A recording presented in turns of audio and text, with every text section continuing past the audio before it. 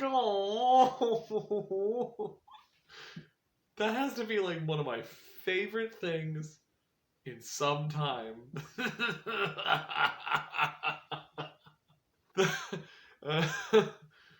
That was good. That's good dancing, buddy. I like that. I like that a lot. By the way, it is February 23rd.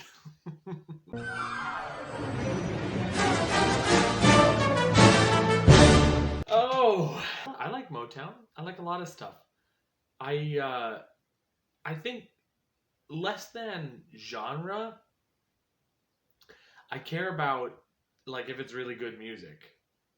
Because even in classical music, we have genre. There is the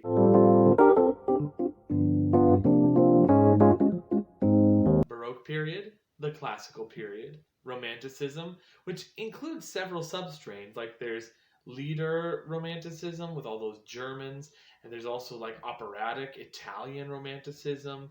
Uh, Besides all that, there's like neo-romanticism, which is going on now and has been for a long time. Other types of genre: minimalism, postmodernism, maximalism, atonality, which has its own subsets. There's a lot. When it comes to pop music, I like a lot of stuff. I mean, to me, is it exciting? Is it fun? Or does it say something that matters? I don't particularly care if the song is Motown or metal or anything, rap, whatever. That's great. I don't listen to a lot of rap, but intellectually interesting or just exciting, that's good. That's enough for me. As long as it's good. What I'd like to listen to, a lot of 50s music. 60s and 70s, I also love. The Beatles are one of my very favorites, but also like the Doors and the Monkees and almost as not quite as much as the Beatles, but I better than the others. I like the Beach Boys. Brian Wilson in particular was just a wonderful musician and a great composer, up there with Paul McCartney and John Lennon. I think you can make music complex in a number of ways because music is a language. It's like it has its own syntax and vocabulary. And just like literature, you can create your own vocabulary. You can reject functional harmony. I'm reminded now of Cormac McCarthy's The Road, which is written in largely stream of consciousness language.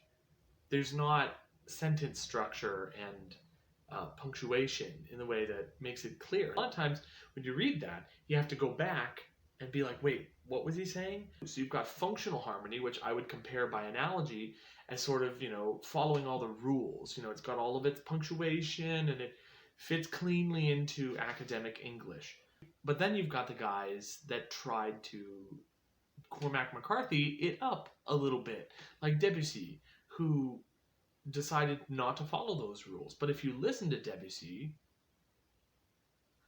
you'll sort of see that it still kind of works, much like non-functional literature. You can follow the rules in new and different and interesting ways. You can break the rules. Whatever you do, if you have a good reason for doing it and it's interesting, then I think it's good music, And that happens in classical music, that happens in popular genres. The Beatles in particular were known for, and I appreciate them for, harmony and rhythm and timbre experimentations. They'll do something called asymmetrical rhythm. Most music is broken up into what's called duple or triple. So you've got 1, 2, 3, 4, 1, 2, 3, 1, 2, 3, and so on. So it's divisible by 3 or 2, basically. You could have 6, 8. 1, 2, 3, 4, 5, 6. 1, 2, which is really a kind of 2, because the larger beat is made up of 3 smaller beats. So you can do this with any ratio you want, basically. And some composers have fun messing around with asymmetrical ratios, like 7/8 time, or 5/8, or whatever you want. Sometimes they'll break up traditional, evenly divisible time signature ratios in a way that is not symmetrical. So you could have 8/8 time and break it up as 6 and 2. You have 1, 2, 3, 1, 2, 3, 1, 2, 1, 2, 3, 1, 2, 3, 1, 2. You see this kind of trick a lot in like film music and stuff. The Beatles did this.